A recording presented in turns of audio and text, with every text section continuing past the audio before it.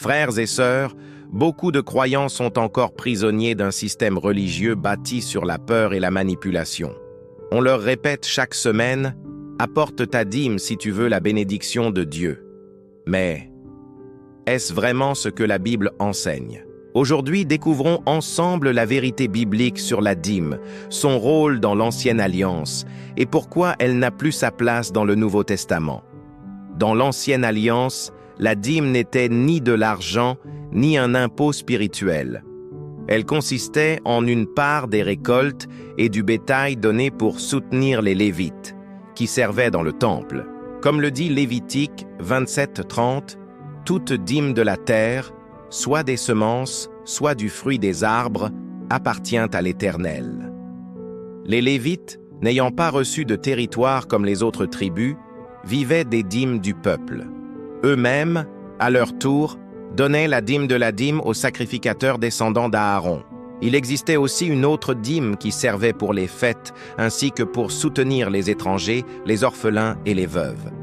C'était un système social et cultuel, pas une taxe religieuse destinée à enrichir un homme. Mais lorsque le Christ est venu, il a montré ce qu'est le vrai temple. Son corps est votre corps, qui est le temple du Saint-Esprit. Le temple fait des pierres a même été détruit en l'an 70, et avec lui, le sacerdoce lévitique a définitivement et officiellement pris fin. L'Épître aux Hébreux, au chapitre 7, verset 12, est très clair. Car le sacerdoce étant changé, il est nécessaire qu'il y ait aussi un changement de loi. Les apôtres n'ont jamais demandé la dîme. Au contraire, les premiers chrétiens partageaient librement selon les besoins de chacun. Le livre des Actes nous raconte que tous ceux qui croyaient étaient ensemble et mettaient tout en commun, ils partageaient selon les besoins de chacun.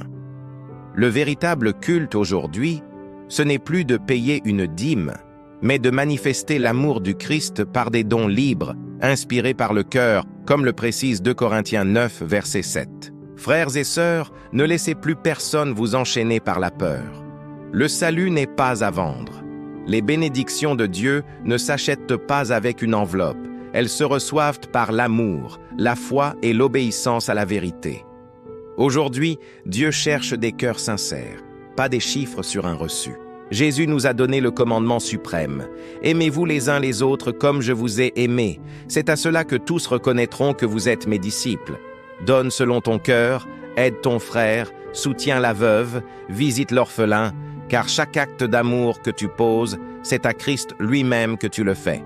Le temps est venu de sortir de la magie religieuse. Réveille-toi, Église de Christ. Le véritable temple, c'est ton cœur. Et la vraie offrande, c'est ton amour pour ton prochain.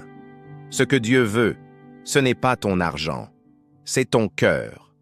Si ce message vous a parlé, partagez-le et abonnez-vous pour plus de contenu qui libère. Merci de votre écoute.